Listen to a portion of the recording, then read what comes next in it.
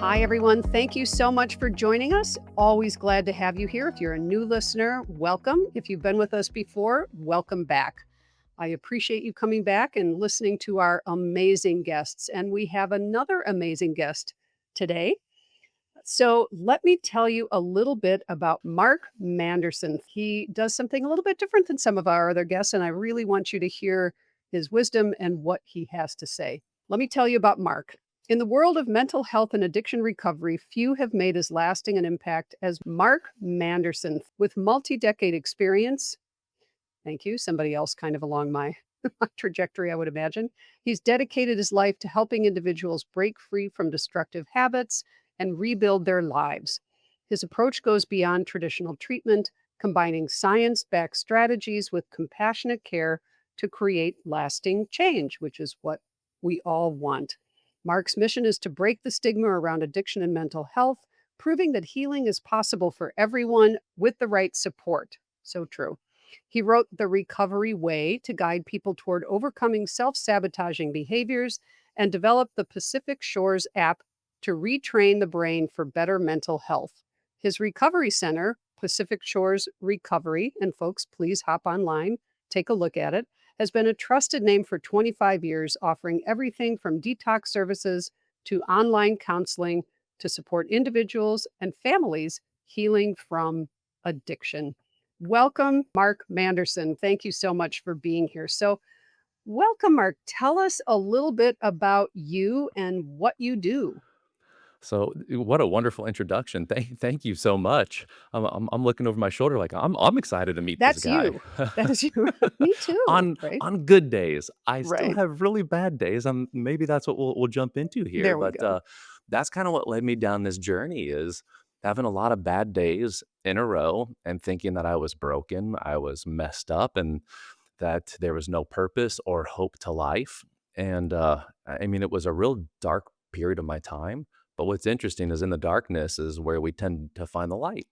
And as I Mhm. started discovering more of my purpose and what my heart is naturally just wanting to help myself first and then other people, it grew into there's so many people in this life that are wanting help and just need a little bit of guidance and maybe someone to see the future version of them that they're not even aware Mm. that their potential could take them to. And once they go side by side with someone that says, I see a version of you that is worthy of love and incredible and does amazing things, let's start refocusing some of our habits and rituals and where we spend our time to start pursuing that version. And so here we are a quarter of a century later, still doing it, still learning from mistakes and doing I tell people we do a lot of things wrong and a few things really, really right. So we get really good results. And so that's just led me to finding different platforms and just kind of sharing the story, knowing that you're not alone. If you're struggling, welcome to the Mhm. human experience. And there's a complete different way.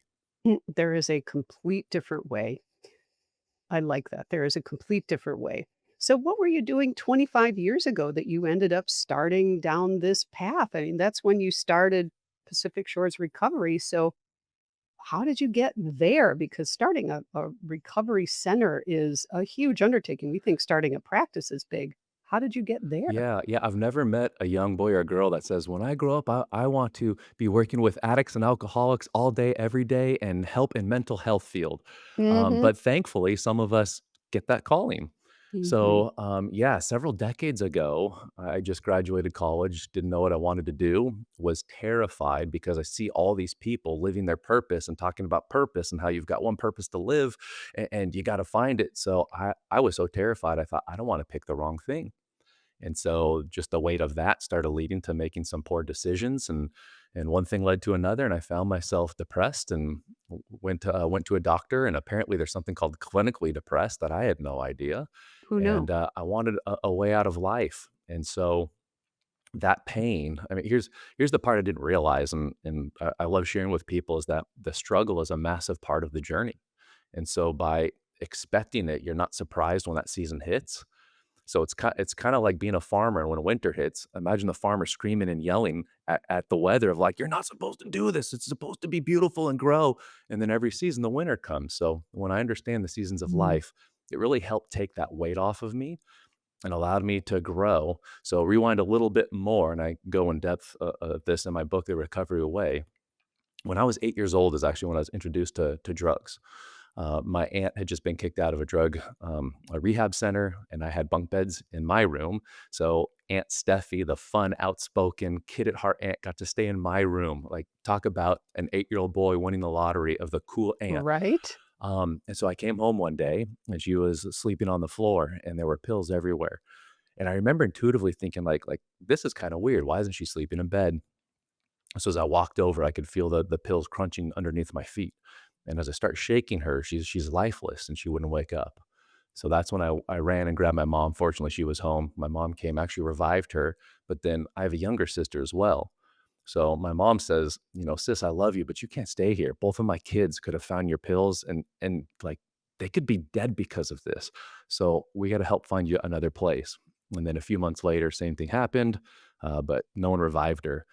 So that's why when people say, "How did Mm. you get into this?" Like, yeah, do you struggle with drug use, different things? I was so terrified of seeing what it did. I went on the other side and went on the other side of the spectrum, just trying to be the best boy I could, the best person I could, of not wanting to make mistakes. And the weight and pain of that led to a lot of the depression. I became an expert stuffer, and it worked well for all through high school and college, until one day the dam broke and all hell broke loose. And it was actually a beautiful tragedy, as weird as that sounds, because had that not happened, I would not Oh, be good. doing this for the last Mhm. last several decades of just wanting to help people so nobody else has to go through that pain, because it is 100% avoidable. This is something that people can heal from and do every single day. Absolutely. Thank goodness. My first job out of college was on a drug rehab unit, and I'm so glad I had that experience. I worked in rehab for the whole time I was in graduate school and have always done some of that work. And in some ways, it's the most rewarding working with Mhm. families and with folks who really want this element to change in their life. They really don't want to do this to themselves. They don't want to hurt people. They don't want to hurt themselves. They just don't know what to do. And their brains, bodies, and nervous systems have hijacked their brains, bodies, and nervous systems. And Mhm. so what you do is help them get out of that cycle, out of those cycles. So, how did you start a treatment center? So I say it somewhat jokingly, but somewhat serious. I make a lot of mistakes. I've been the person to just kind of jump in, make a mistake, and then learn from it. And so when we first started, there was a few treatment centers, and then we would help them reintegrate back into life. And so it was a sober living, and it was, come live with us, and we'll make sure that you get a job, and you start integrating back to the experience that most all of us live.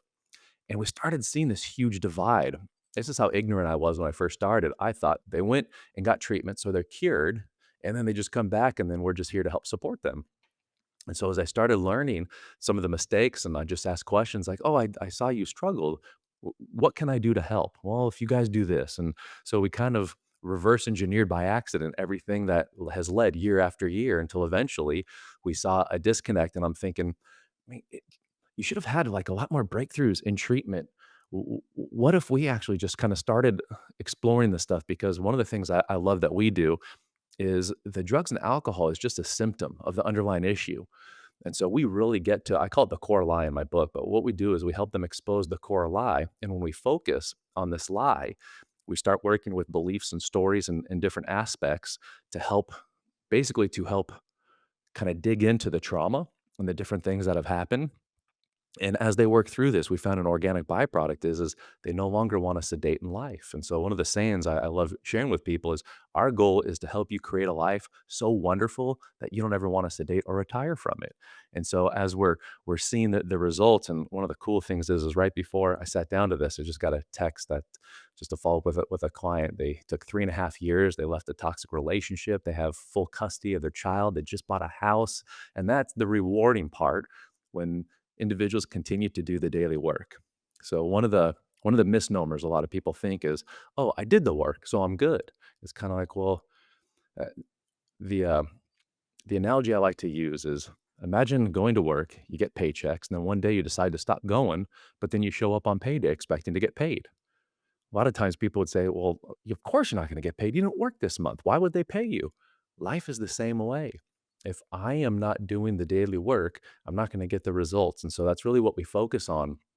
Why I say kind of retraining and rewiring the brain is through our daily habits, our rituals, our routines. This is what creates our reality. And so as we continue to look at, is this serving me or is it actually taking away? Those are the behaviors that we want to start to change. And then that's how you build the life. Mm, right? One step at a time. Right. Yeah. Exactly. That's great. So you started a treatment center, you have developed apps, you've written a book, and a lot of folks who listen to our podcast are therapists who are business owners of some kind. They have their own practice, they have a individual practice, they have a group practice, they work in hospital systems. So I think this kind of entrepreneurship, which is what you were describing, where you are doing several things and all in the service of helping people, obviously, because that's why we do what we do. So tell us a bit about that, about owning a treatment center. You've also developed an app that is the Pacific Shores app. You've got, is that a meditation app, if I understand correctly? So it's kind of a three in one. So one of the parts is the first portion is it's about a 13-minute just kind of guided meditation because a lot of times the brain has been so overstimulated. A lot of clients early in the recovery struggle with just being, and we call it silent solitude.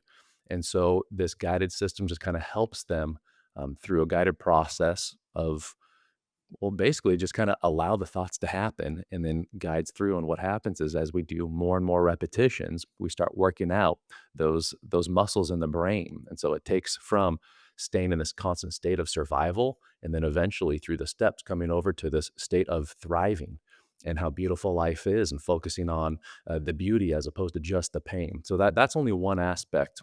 Originally created it for those that couldn't afford to either kind of hit pause on life for 90 days or necessarily afford to go into treatment center. I wanted to take it to the person. And so on it is 90 days of just simple lessons, really short. And then there's assessments of actual work that they do. And so it just kind of takes them through the process. So that was the original idea that I came to. And then we kind of added some of these things on. And then one of the biggest things we call recovery chat. And what it does, it's an emotional processing tool. So think of it like having a therapist and a sponsor in your pocket 24/7 that speaks your language and can call you out exactly how you need to be called out. And so it's just guided questions. And depending on how you answer, it takes you down different scenarios. But one of the first steps is, so I was raised big time Christian church, wonderful upbringing, but I was taught like if you can't say anything nice, don't say anything. And so that's what led to me stuffing. People would piss me off, and I'm like, oh, I must not be a good boy because I'm angry at this person, so just stuff it. And that's not healthy. So I learned a healthy way to what we call release the rage and purge the pain, where there's no negative consequences. Um, you don't say things that you regret because it's personal to you and it's only on your phone. It's not stored anywhere else.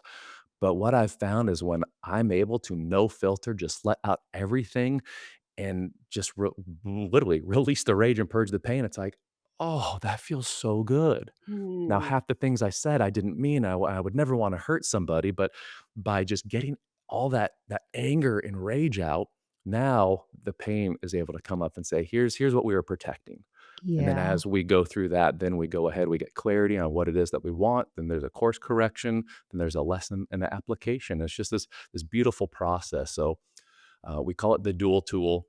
They meditate, they go into going through the trigger, and then all of a sudden they get a higher level of awareness. Mm. I love your stories that you're using to punctuate why you've done what you've done, why you created what you created and started what you started, because there are very personal goals here. You understood what you needed and you tried to find a way to give that to other people too. So, if somebody, I mean, I've said this on the podcast before, if we learn nothing, it's that we need to be able to be nimble as entrepreneurs, as business people, while still provide really good care and tools and services that people really need and have some diversity in what we do. So do more than one thing. So you have the app, you have your book. How does one develop an app? I mean, an average therapist isn't going to know, like, who do you contact? Where do you begin? Do you go Well, on to Fiverr and find a subcontractor? What do you do? well, I'm an open book. I will share completely open. If I can figure it out, anybody can. Just to give you an idea, I was the kid in high school and college sitting front row. Something would be explained. I'd raise my hand. I'd say, "I don't understand. Can you explain it to me?" And I hear a symphony behind me. Oh, Mark. I And I'm know. just like, I'm sorry. Really? I don't get this. Be quiet. So what's funny is what I thought was actually a liability when I was younger, and I've been called dumb and slow and different things. I thought it was a liability. It ends up being actually one of my greatest strengths is I'm not afraid to ask the dumb questions. In college, Mm, almost every single course or class, someone would come up behind me after the class and say, "I didn't want to be the one to ask, but thank you. I didn't get it either." mhm, And I'm mhm. kind of like, "Well, why wouldn't you ask?" Well, Right? because they're spending here's another thing that I learned is I used to spend way too much time worrying about what others would think that I missed their worrying about what I think.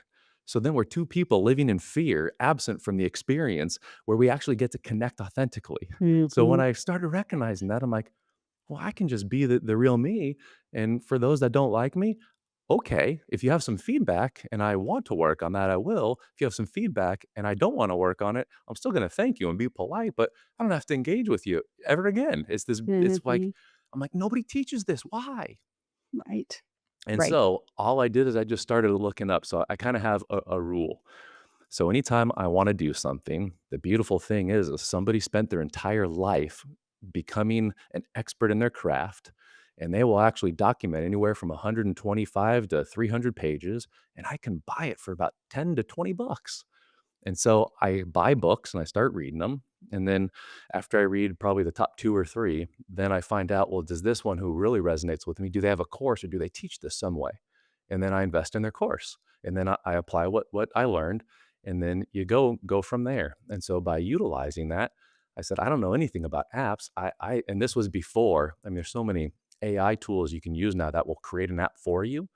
I went ahead and found a person through a acquaintance from a business group that knew a guy and had a horrific experience.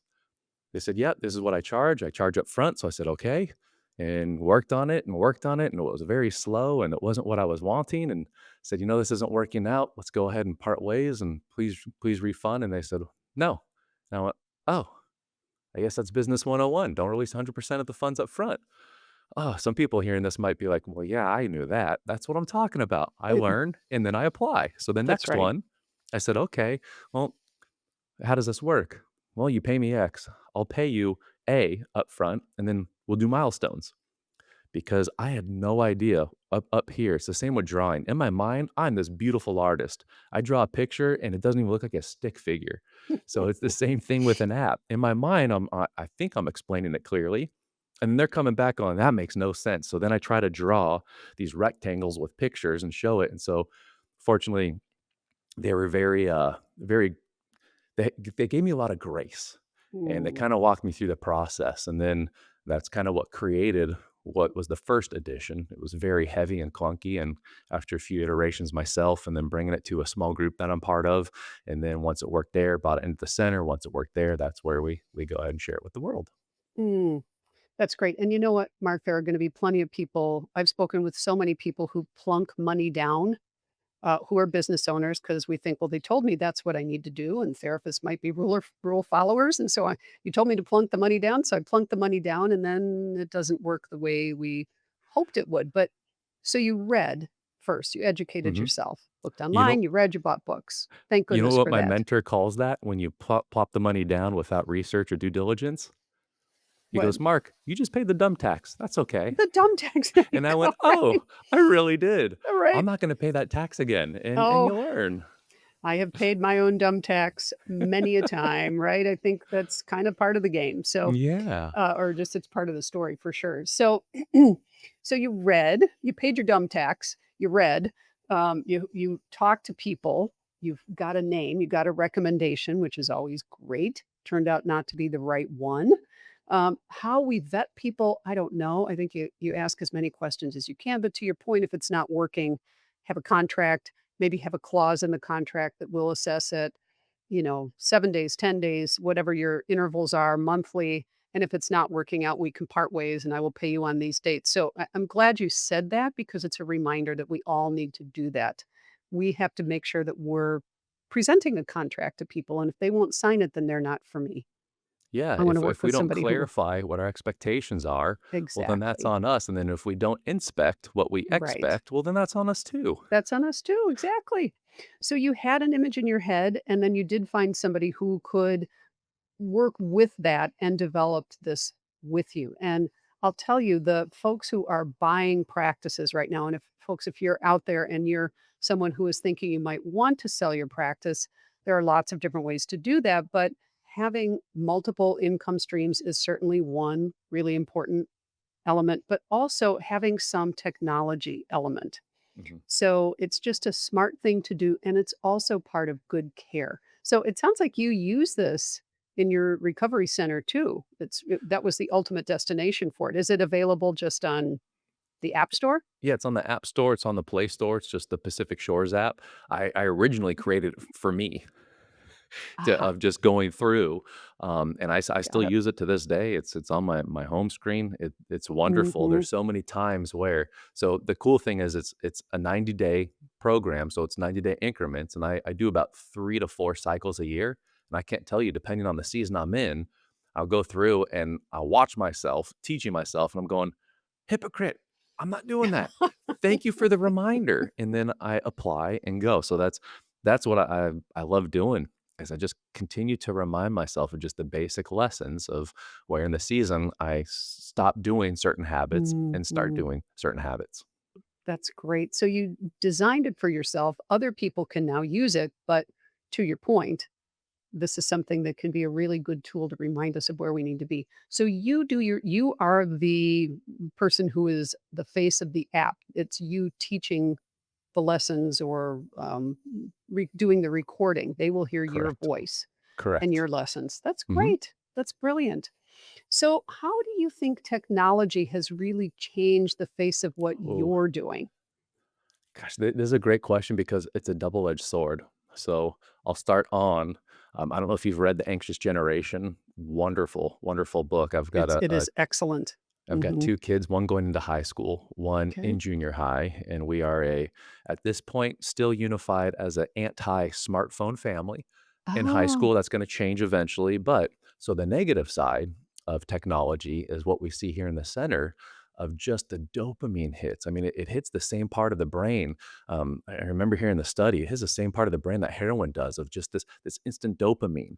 And so our attention span, according to the anxious generation, is getting shorter and shorter because the way that that basically everything is just hitting bam, bam, bam, bam, and there's 30-second reels or stories, different things like that. And so we're seeing a lot of negative aspects of instant gratification.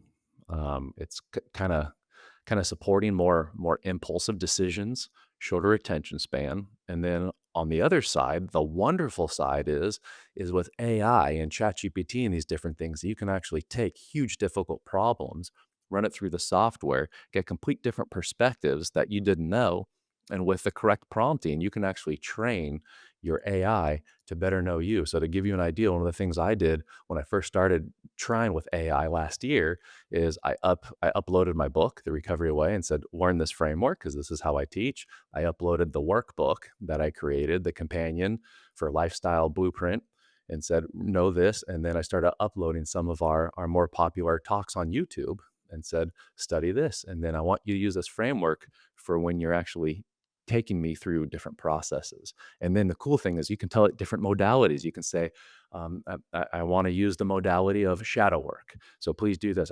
Let's go from Gestalt, and it'll actually it starts to train itself and it starts pulling in, and it's wonderful what it's doing, and it's I know it's helped me get so much better at what I do real time with the clients to get those transformational breakthroughs that we're wanting to do. Hmm. I love that you wove in how we can use AI in a positive way because right Mhm. now there's a lot of talk in our field about will some entity be sitting listening as we're taking our notes and they'll take what are they going to do with all that information? But to your point, As a business owner, as a therapist, you can upload information so that the AI is really following your framework, not just Mhm. shooting in the dark.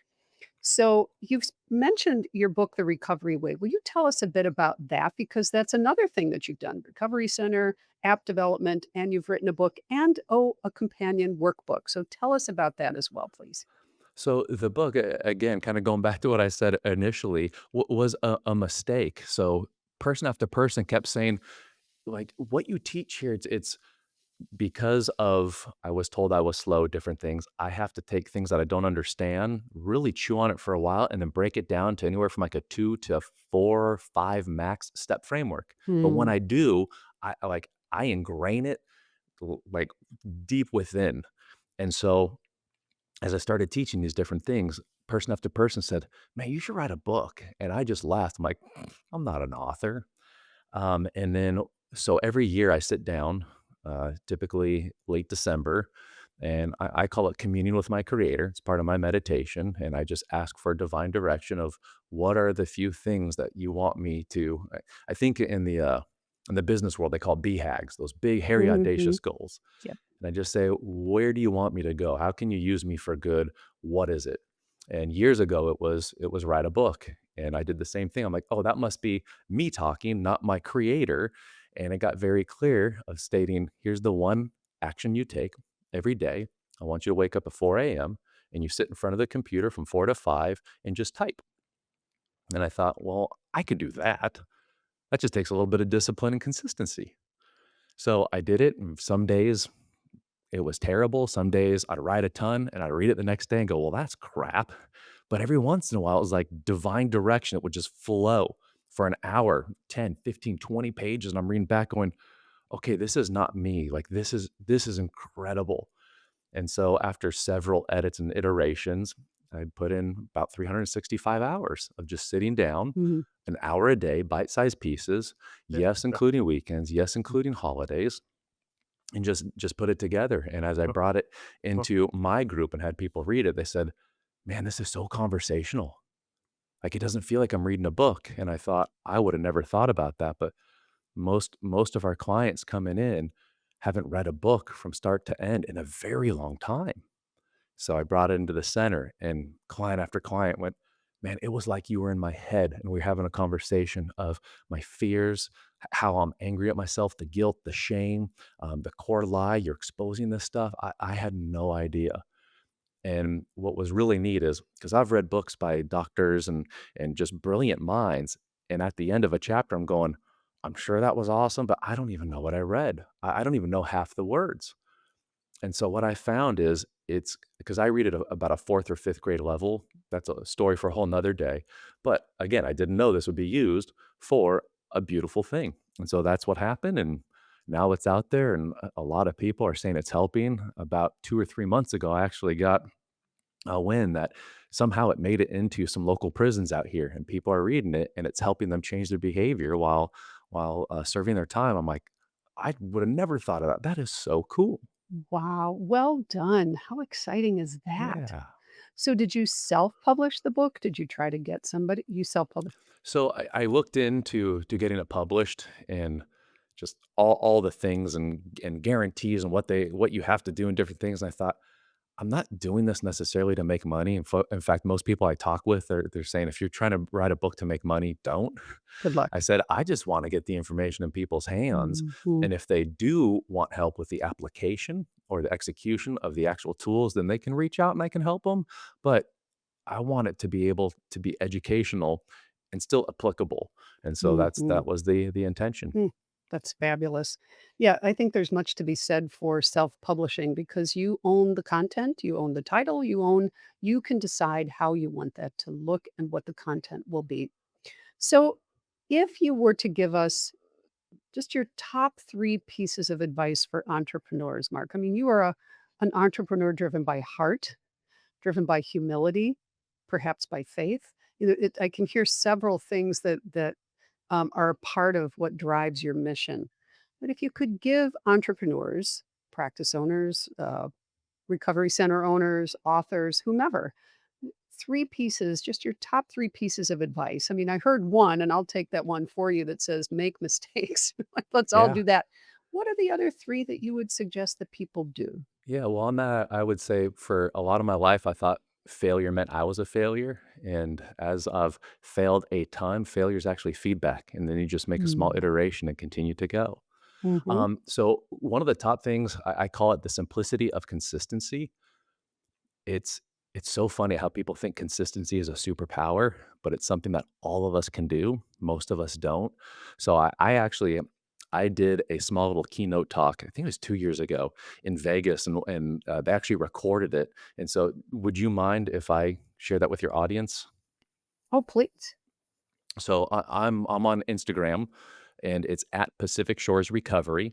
And if you go ahead and follow me and just go ahead and hit the direct message and just put consistency, I will go Mm. ahead and send that video to you. It's about an hour long, and that should help explain just the little things. It's Mm. applicable, but it's the small daily actions that most people miss or we tend to discount because it's so simple.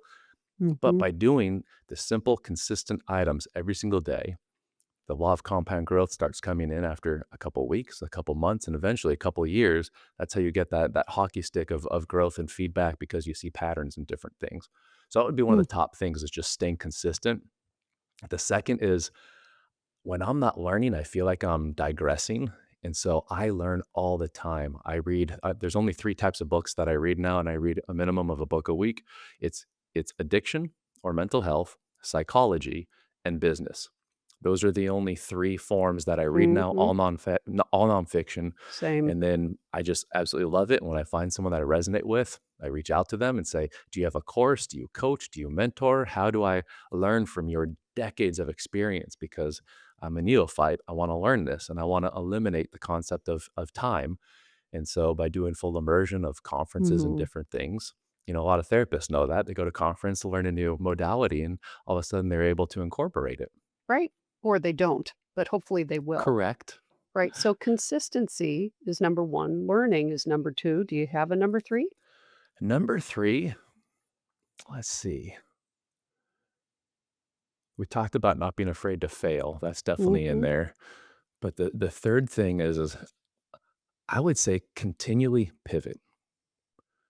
So everything I've started, I thought was gonna be one way, and it never worked out the way I thought it would. Yep. So the analogy I like using is it's kinda like the building actually that I'm filming in.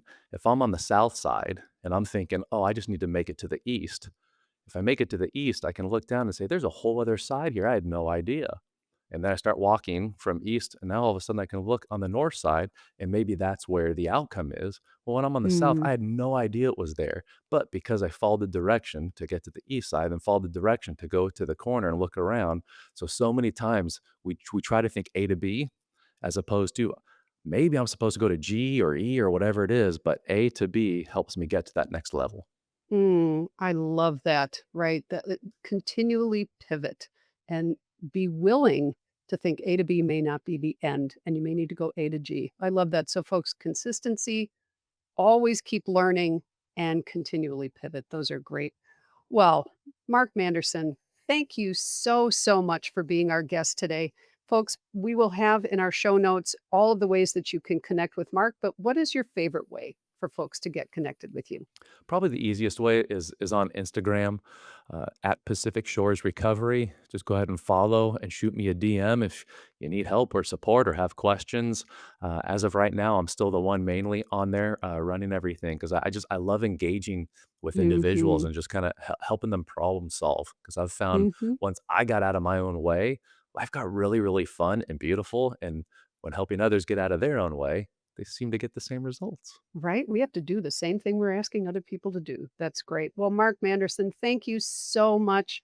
All the best in everything you're doing. I love your heartfelt mission. So, folks, please take a look, get to know Pacific Shores Recovery, look at the Recovery Way, look at the Pacific Shores app. All really good tools and resources for all of us who are therapists trying to help other people. So, folks, thank you for joining us today. I really appreciate you being here. We will look forward to having you here next time. Be well. Thank you, doctor.